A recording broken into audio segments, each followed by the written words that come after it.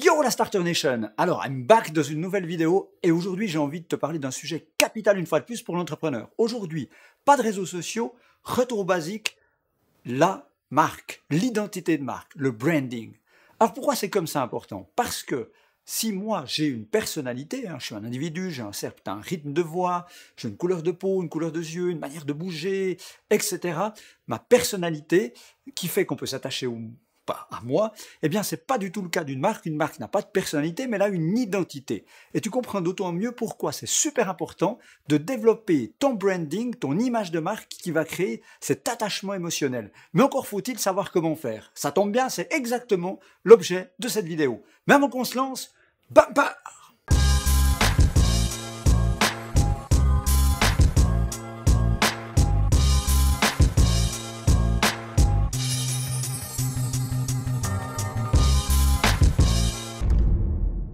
Hello à toutes et à tous, et encore bienvenue sur cette chaîne où tu le sais très certainement déjà, mon but, ma mission, c'est de t'aider, t'inspirer, t'accompagner pour que tu puisses lancer ton business et inventer ton futur. Et c'est absolument génial ce qui se passe. On atteint bientôt dans la Starter Nation, ici sur YouTube, les 17 000 abonnés. Et j'y croyais pas au début où j'ai commencé. C'est vraiment magnifique. Merci à toutes et à tous pour tout ça.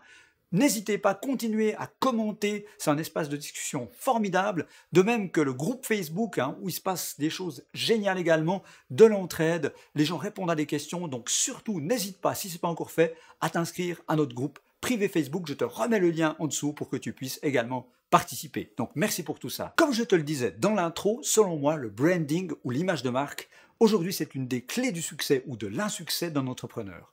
Alors pourquoi c'est comme ça capital? Au cas où tu l'aurais pas remarqué, on vit dans un sacré monde d'images. C'est partout, on est bombardé par des milliers de messages de communication tous les jours, ce qui fait que toi et moi, on est devenus experts du domaine, même sans le savoir. Donc on peut plus se permettre d'être mauvais. Et ça, quel que soit le domaine d'activité, sans jugement de valeur. Que tu sois boucher charcutier, que tu décides d'ouvrir un magasin en vrac, que tu décides de te lancer comme freelancer dans un métier de service, ou que tu décides de lancer la prochaine application à la mode sur Internet, tu vas devoir développer un branding captivant qui claque si tu vas avoir du succès. Alors, c'est d'autant plus capital que le branding, c'est ce qui va créer un sentiment de préférence. Il y a des milliers d'offres comparables et bien souvent, les fonctionnalités sont quasiment les mêmes. On choisit aussi beaucoup et surtout par l'image. Raison pour laquelle ça va être comme ça important de développer un super branding pour ta boîte. Mais au-delà de ceci, ce qu'il faut bien entendu comprendre, c'est qu'un branding, une image de marque, c'est pas qu'un logo, ce que trop souvent les gens croient. Les gens pensent que c'est un logo, une écriture, une police, une couleur, des photos sympathiques qu'on met sur son site internet. Non, c'est beaucoup plus large que ça. Le branding, si on veut être plus précis, c'est le sentiment, l'attachement émotionnel que tu crées entre tes futurs consommateurs, tes utilisateurs et ta propre marque. Et ça passe par un sentiment global d'image et non pas seulement un seul instrument. Donc il faut être hyper cohérent dans tous les domaines. Et c'est pas facile du tout. Surtout qu'il y a beaucoup trop de gens, trop d'entrepreneurs, qui vivent un branding ou une image de marque accidentelle. Tu sais, ils n'ont pas vraiment d'intention et puis ils vont comme ça au gré du vent, ils font des choses au gré des opportunités et on finit toujours par hériter d'une image. Pas forcément celle qu'on voulait, bien souvent c'est le cas malheureusement. Je te propose donc une approche totalement inversée au niveau branding professionnel et de partir du principe que tu vas avoir un branding, une image de marque intentionnelle. Donc tu vas décider dès le début de qui tu veux être et ensuite tu vas tout mettre en œuvre pour pouvoir générer cette émotion vis-à-vis de tes consommateurs, tes utilisateurs, de tes futurs clients. Mais encore faut-il savoir comment faire, comment créer une marque fascinante, captivante, qui claque et qui donne vraiment aux gens envie de venir chez toi plutôt que chez les autres. Ça tombe bien, c'est exactement ce que je vais partager avec toi. Je vais te livrer mes 4 clés, 4 trucs et astuces qui, selon moi, vont te permettre d'être super bon branding. La première clé, ça va consister à établir une vision de marque ou une vision de ton brand. Alors, qu'est-ce que c'est que la vision de marque? C'est une liste d'adjectifs, de mots, de caractéristiques que tu aimerais avoir en termes d'image, que les gens parlent de toi et de ton entreprise, de tes produits, de ton entité avec ces mots-là. Alors, ça consiste à faire une liste, simplement, de manière intentionnelle, pour pas tomber dans l'accidentel une fois de plus. C'est la première démarche d'une approche professionnelle de branding. Pourquoi? Parce que j'aime bien cette citation. Un penseur américain du marketing disait que le brand, ce n'est pas ce que tu dis aux gens, mais c'est ce qu'ils disent de toi. Donc, pour le petit scénario, imagine, tu as 2 clients à toi, 2 prospects, 2 personnes qui parlent de tes produits, de ta marque. Et ils ne t'ont pas vu. Tu es soit invisible, tu as un super pouvoir, soit tu es dans un coin du bar et on ne te voit pas. Et tu les entends et ils parlent de toi, de ton entreprise et de tes produits. Qu'est-ce que tu aimerais entendre comme mot? Et dire du bien, ça suffit pas. Il faut être beaucoup plus précis dans ta liste d'adjectifs. Ça, c'est ta vision de marque ou ta vision de brand. C'est ta première tâche si tu veux construire une marque captivante. Et puis, si tu veux t'inspirer, il y a un petit exercice qui est assez sympa. Tu identifies 5 marques qui te font rêver. Tu dis, celles-là, j'aurais vraiment voulu les inventer.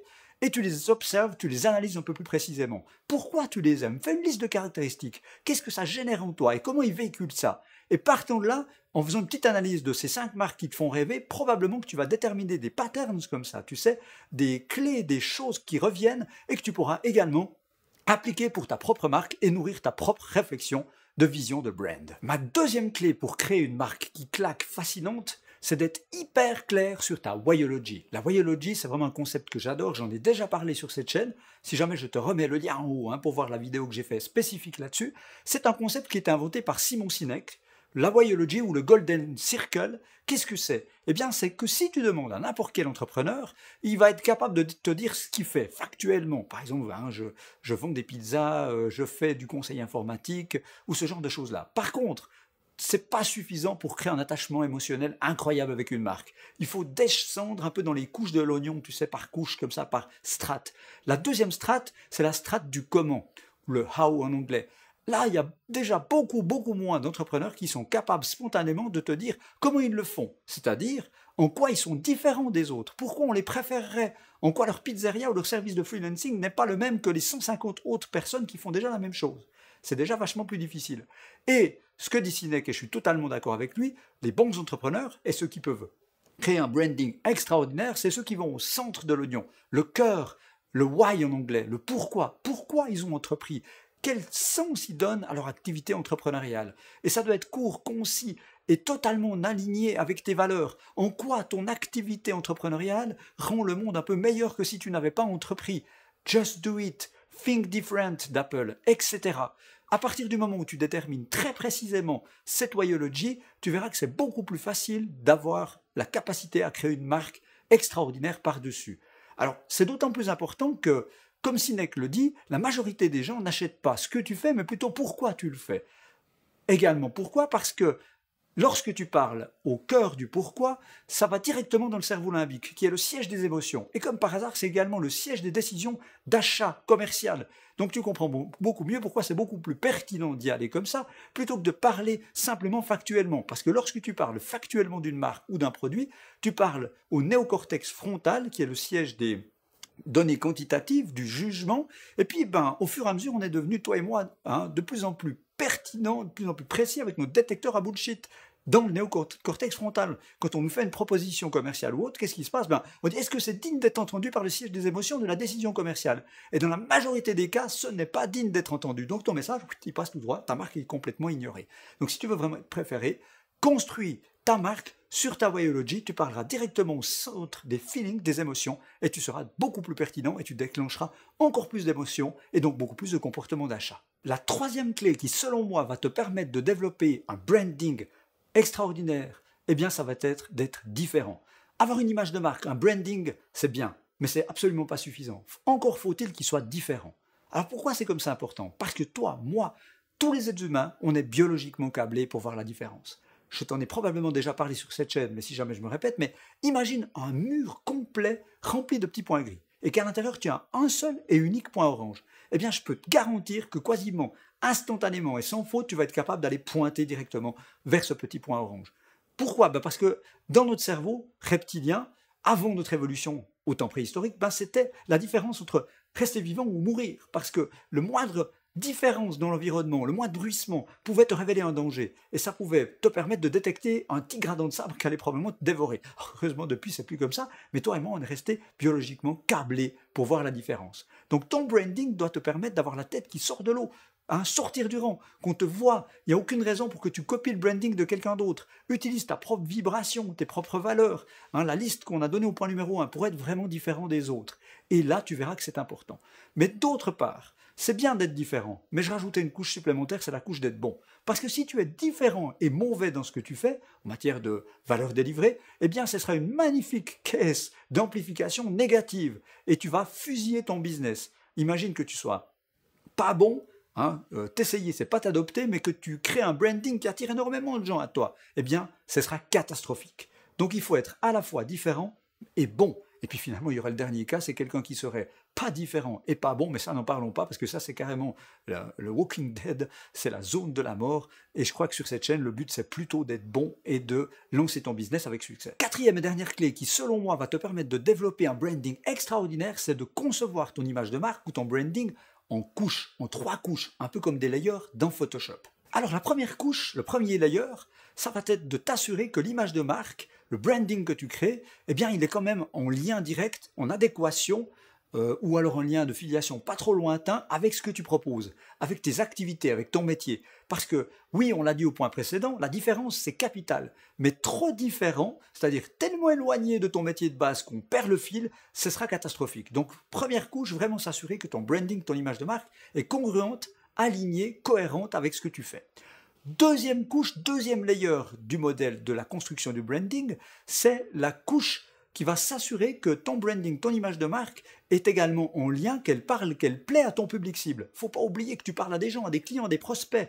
Et tu comprends bien entendu que ton message, ton brand, l'expression de l'émotionnalité que tu crées entre toi, ta marque et tes consommateurs potentiels, ce ne sera pas du tout la même chose si tu parles à des jeunes de 15 à 25 ans ou à des seniors de plus de 55. Donc deuxième couche, vraiment t'assurer que le branding, l'image de marque que tu développes est en parfaite adéquation, plaît à ton public cible.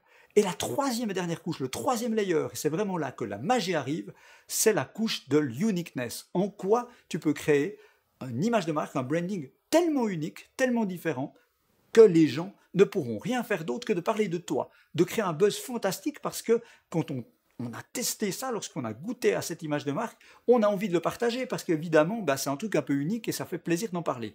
Alors, qu'est-ce que ça peut être comme facteur amplificateur de la différence? Imagine que tu es le seul restaurant du coin à ne pas se présenter des cartes avec un tarif. Non, il n'y a rien du tout. Les gens chez toi payent le prix qu'ils estiment être le juste prix, ce qu'on appelle le prix psychologique. Si tu es le seul à faire dans la région, je peux te dire que ce sera un magnifique amplificateur de marque, de brand.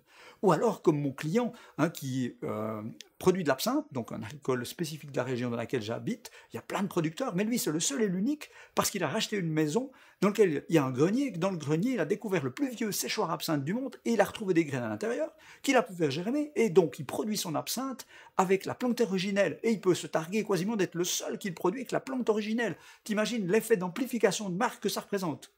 Ou encore, le brasseur, le micro-brasseur dans la station de ski où j'aime bien les skier, qui est le seul et unique à brasser sa bière avec de l'eau qui provient du glacier en haut à Verbier, à plus de 3000 mètres d'altitude. T'imagines quand tu as goûté à cette bière, et si en plus elle est bonne, et que tu es exposé à ce branding, à cette différence, tu vas vouloir en parler à tous tes potes, parce que c'est unique. Et ça, c'est vraiment un facteur clé de succès phénoménal pour créer une image de marque, un branding qui claque et qui va te garantir le succès pour ton entreprise. Encore faut-il le trouver, c'est pas gagné. Il faut que ça y ait un lien avec les 2 premières couches, c'est-à-dire que ne crée pas un amplificateur qui n'a aucun lien de près ou de loin avec ce que tu fais, ce serait catastrophique et ce serait de la dispersion pure. Imagine par exemple une assurance qui se mettrait à être la seule qui distribue des préservatifs, t'imagines un peu le truc.